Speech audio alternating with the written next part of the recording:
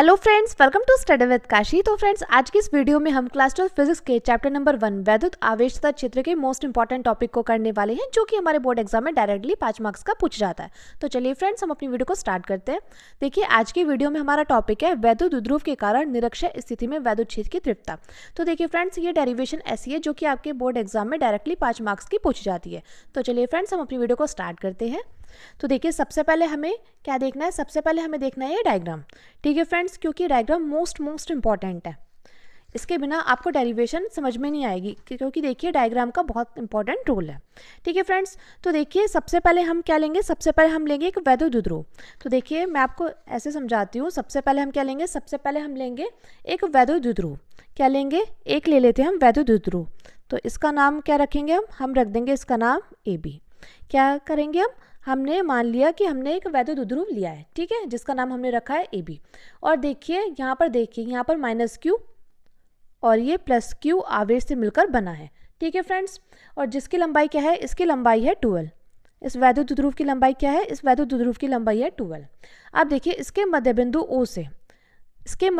O से r दूरी पर इसके निरक्ष यानी कि यहाँ पे इसके निरक्ष में कोई बिंदु P है, यानी कि इसके मध्यबिंदु O से r दूरी पर इसके निरक्ष में एक बिंदु P है, जिस पर हमें क्या निकालना है, जिस पर हमें वैद्युत क्षेत्र की तीव्रता निकालनी है। ठीक है फ्रेंड्स, मैं उम्मीद करती हूँ आपको ये अच्छे से समझ में आ गया होगा। अब देखिए सबसे पहले हमने यहाँ पर क्या किया था, सबसे पहले हमने यहाँ पर एक वैद्युत द्विध्रुव लिया था जिसका नाम हमने रखा है AB। अब देखिए वैसे वैद्युत द्विध्रुव की लंबाई कितनी है, इसकी लंबाई है 12। ठीक है फ्रेंड्स, अब ये -Q और +Q आवेश से मिलकर बना है। इस वैद्युत द्विध्रुव के मध्य बिंदु O से r दूरी पर इसके निरक्ष में एक बिंदु P है, जहां पर हमें क्या निकालना है, जहां पर हमें वैद्युत क्षेत्र की तीव्रता निकालनी है। ठीक है फ्रेंड्स, अब देखिए अब हम क्या करेंगे, इस A को P से मिला देंगे और इस P को B से मिला देंगे। ठीक है फ्रेंड्स, मैं उम्मीद करती हूँ आपको इतना अच्छे समझ में आ गया होगा। अब देखिए यहाँ पर इस बिंदु P से यहाँ पर क्या हो जाएगा, इसको हम थोड़ा और ऐसे कर देंगे तो इसके क्या हो जाएंगे, इसके 2 घटक हो जाएंगे, एक ये और एक ये। ठीक है फ्रेंड्स, इसके क्या हो जाएंगे, इसके हो जाएंगे 2 घटक, और इसकी परिणामी क्या हो जाएगा, इसका परिणामी हो जाएगा ये। ठीक है फ्रेंड्स, मैं उम्मीद करती हूँ आपको इतना अच्छे समझ में आ गया होगा। सबसे पहले हमने क्या किया, सबसे पहले हमने एक वैद्युत द्विध्रुव AB लिया है और इस वैद्युत द्विध्रुव की लंबाई कितनी है, 12 है। इसके मध्य बिंदु O से r दूरी पर इसके निरक्ष में एक बिंदु P है, जहां पर हमें वैद्युत क्षेत्र की तीव्रता निकालनी है। ठीक है, अब हमने यहाँ पर क्या किया था, हमने इसके 2 घटक बनाए हैं, जिसका नाम हम यहाँ पर रख देंगे E1 cos थीटा और यहाँ पर लिख देंगे E2 cos थीटा। ठीक है फ्रेंड्स, इसका नाम रख देंगे E2 cos थीटा। अब देखिए इसके बीच में ये क्या है, ये है परिणामी। क्या है ये है परिणामी तीव्रता। ठीक है फ्रेंड्स, अब हम क्या कर देंगे, हम इसको इस प्रकार से मिला देंगे। ठीक है, हमने यहाँ पर क्या किया, हमने इसको यहाँ पर इस प्रकार से मिला दिया है। तो फ्रेंड्स ये था हमारा डायग्राम, है ना, बहुत आसान। अब देखिए A से O के बीच की दूरी क्या है, L है, और O से B के बीच की दूरी क्या है, L है। क्योंकि देखिए एक वैद्युत द्विध्रुव के AB है जिसकी लंबाई क्या है, 12 है, तो यहाँ पर मध्य बिंदु आ गया, तो फिर ये A और O और A के बीच की दूरी कितनी हो गई, L हो गई, और O और B के बीच की दूरी कितनी हो गई, L हो गई। तो चलिए फ्रेंड्स देखते हैं। अब देखिए बात आती है यहाँ पर हमने जो बनाया है वो लिखने की। ठीक है फ्रेंड्स, तो यहाँ पर हम लिखेंगे, माना एक वैद्युत द्विध्रुव AB है जो क्रमशः -Q तथा +Q आवेश से मिलकर बना है, जिसकी लंबाई 12 है, जिसके मध्य बिंदु O से r दूरी पर इसके निरक्ष में एक बिंदु P है, जहां पर वैद्युत क्षेत्र की तीव्रता ज्ञात करनी है। ठीक है फ्रेंड्स, मैं उम्मीद करती हूँ आपको इतना अच्छे समझ में आ गया होगा। तो देखिए फ्रेंड्स, अब हम क्या करेंगे, सबसे पहले हम यहाँ पर लिखेंगे +Q आवेश के कारण बिंदु P पर तीव्रता। ठीक है फ्रेंड्स, क्या लिखेंगे, हम यहाँ पर लिखेंगे +Q आवेश के कारण, क्योंकि देखिए यह है +Q आवेश और यह है -Q आवेश। ठीक है फ्रेंड्स, तो हम यहाँ पर लिखते हैं +Q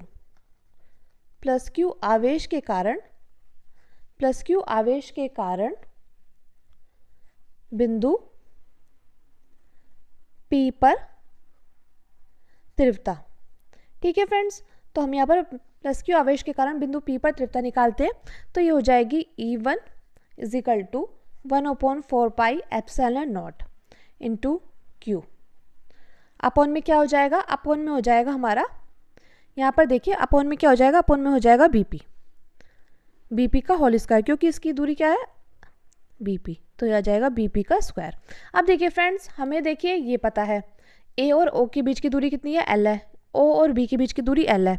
अब देखिए ओ पी क्या है, आर है, लेकिन हमें ना तो बी पी पता है और ना हमें ए पी पता है। तो हम यहाँ पर क्या करेंगे, हम लगाएंगे पाइथागोरस प्रमेय।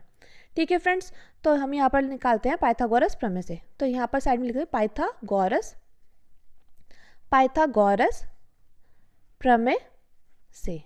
तो हम यहाँ पर क्या करेंगे, हम यहाँ पर पाइथागोरस प्रमेय लगा देंगे। ठीक है फ्रेंड्स, अब देखिए जब पाइथागोरस प्रमेय लगाएंगे हम यहाँ पर, तो ये क्या हो जाएगा, यहाँ पर देखिए हमें क्या निकालना है, हमें निकालनी है बीपी, क्योंकि देखिए बीपी और एपी क्या है, समान है।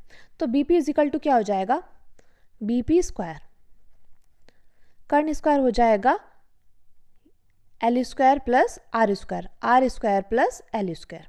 ठीक है फ्रेंड्स, मैं उम्मीद करती हूँ आपको इतना अच्छे से समझ में आ गया होगा। यानी कि बीपी की बात करें, बीपी आ जाएगा हमारा रूट में R square plus L square. ठीक है फ्रेंड्स, तो देखिए यहाँ पर क्या आ जाएगा, यहाँ पर आ जाएगा E1 is equal to 1/4 pi epsilon naught into Q, और बीपी क्या है हमारा, बीपी हमारा रूट में R square plus L square. लेकिन देखिए यहाँ पर बीपी है स्क्वायर, तो ये स्क्वायर हमने यहाँ पर लगा दिया, तो ये स्क्वायर से क्या हो जाएगा, ये रूट कैंसिल हो जाएगा। यानी कि यहाँ पर आ जाएगा E1 is equal to 1/4 pi epsilon naught into Q upon R square plus L square. ठीक है फ्रेंड्स, मैं उम्मीद करती हूँ आपको इतना अच्छे समझ में आ गया होगा। अब देखिए हम मान लेते हैं इसको समीकरण नंबर 1। ठीक है फ्रेंड्स, अब देखिए इसी प्रकार हम क्या करेंगे, इसी प्रकार हम करेंगे माइनस क्यू आवेश के कारण बिंदु P पर तीव्रता। और देखिए फ्रेंड्स एक बात और, BP और AP क्या है, बराबर है। ठीक है, ये बात आपको ध्यान रखनी है कि BP और AP क्या है, बराबर है, यानी कि इनके मान बराबर आएंगे। इन दोनों के मान आएगा रूट में R square plus L square, क्योंकि देखिए यहाँ पर आप देख पा रहे हैं ये भी इक्वल है, ये भी इक्वल है और ये भी इक्वल है। ठीक है फ्रेंड्स, अब देखते हैं माइनस क्यू आवेश के कारण बिंदु P पर तीव्रता। अब देखिए यहाँ पर हम लिख देते हैं माइनस क्यू आवेश के कारण बिंदु P पर तीव्रता। तो देखिए ये हो जाएगा E2, तो हम यहाँ पर लिखेंगे E2 इज इक्वल टू, तो फ्रेंड्स ये हो जाएगा हमारा E2 is equal to 1/4 pi epsilon naught into Q upon में AP का होल स्क्वायर। अब देखिए फ्रेंड्स, अभी हमने आपको बताया BP और AP क्या है, इज इक्वल टू है, यानी कि बराबर है। तो यानी कि जो BP का मान था वही हमारा AP का मान आएगा, तो वो वैल्यू हम यहाँ पर क्या कर देंगे, पुट कर देंगे। तो E2 इज इक्वल टू हो जाएगा 1/4 pi epsilon naught into Q upon में हो जाएगा root R square plus L square का होल स्क्वायर। ठीक है फ्रेंड्स, इसका सारे का होल स्क्वायर आ जाएगा। तो देखिए इस स्क्वायर से ये रूट क्या कर हो जाएगा, कैंसिल हो जाएगा। तो ये हो जाएगा E2 is equal to 1/4 pi epsilon naught into Q upon में R square plus L square. ठीक है फ्रेंड्स, अब हम मान लेंगे इसको समीकरण नंबर 2, इसको मान लेंगे हम समीकरण नंबर 2।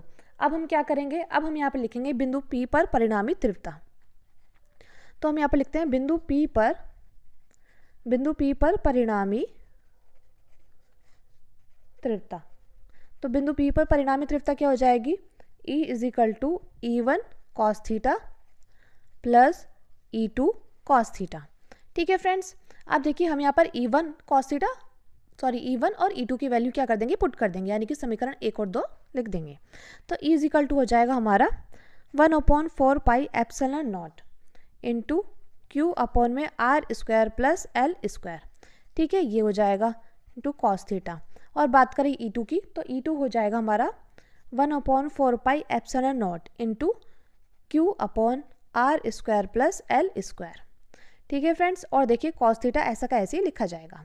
अब देखिए यहाँ पर हमें क्या कॉमन दिखाई दे रहा है, तो यहाँ पर हमें 1/4 pi epsilon naught into Q upon R square plus L square common दिखाई दे रहा है। तो हम क्या करेंगे, हम इसको कॉमन ले लेंगे। तो ये हो जाएगा 1/4 pi epsilon naught into Q upon में R square plus L square.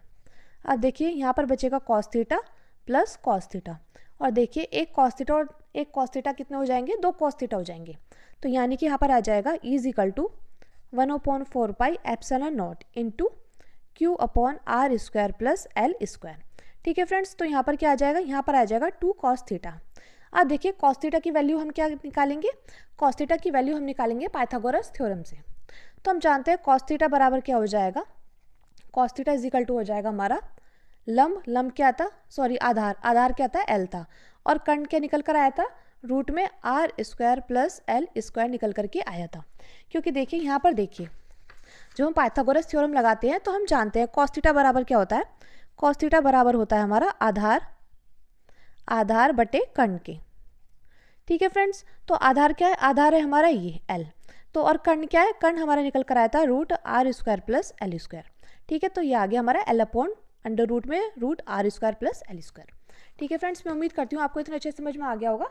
तो देखिए अब यहाँ पर हो जाएगा E = 1/4πε0 into Q/r² plus L² into में 2 कॉस थीटा की जगह हम लिख देंगे L/√में r² प्लस L²। अब देखिए ये है रूट में r² प्लस L², यानी कि इसको हम 1/2 भी लिख सकते हैं, और यहाँ पर हो जाएगा 1, तो 1 + 1/2 कितना हो जाएगा, तो ये हो जाएगा हमारा 3/2। ठीक है फ्रेंड्स, मैं उम्मीद करती हूँ आपको इतना अच्छे समझ में आ गया होगा। यानी कि हम चाहे तो इसकी जगह लिख सकते हैं E = 1/4πε0 इंटू में Q इंटू 2L अपॉन में इसकी जगह हम क्या लिख सकते हैं, इसकी जगह लिख सकते हैं r² प्लस L² की पावर 3/2, क्योंकि देखिए ये था 1/2 और इसकी पावर 1, तो 1 + 1/2 करेंगे तो आ जाएगा 3/2। ठीक है फ्रेंड्स, अब हम जानते हैं P = क्या होता है, P = होता है Q इंटू 2L के, तो हम यहाँ पर क्या कर देंगे, हम यहाँ पर रख देंगे, तो यहाँ पर आ जाएगा E = 1/4πε0 इंटू P। ठीक है फ्रेंड्स, अब देखिए यहाँ पर क्या है, यदि L से बड़ा क्या हो, R हो, तो यहाँ पर L बराबर क्या हो जाएगा, L बराबर हो जाएगा 0। तो देखिए हम यहाँ पर L की जगह क्या रख देंगे, 0 रख देंगे। ठीक है, तो ये हो जाएगा 3/2। ठीक है, तो ये हो जाएगा हमारा E = 1/4πε0 इंटू P अपॉन में r² इंटू 3/2।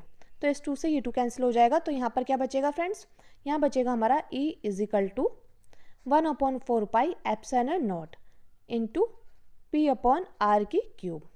तो फ्रेंड्स यही हमारा निकल करके आया है, वैद्युत द्विध्रुव के कारण निरक्षीय स्थिति में वैद्युत क्षेत्र की तीव्रता। तो फ्रेंड्स यही हमें क्या करना था, यही हमें प्राप्त करना था। तो फ्रेंड्स मैं उम्मीद करती हूँ आपको ये डेरिवेशन अच्छे समझ में आ गई होगी। और फ्रेंड्स आपको क्या करना है, आपको इसको 1 से 2 बार अच्छे से देखना है, उसके बाद आपको कॉपी पर प्रैक्टिस करनी है, इससे आपको लंबे समय तक याद रहेगा। तो फ्रेंड्स आज की वीडियो में बस इतना ही, मिलते हैं नेक्स्ट वीडियो में। Thanks for watching.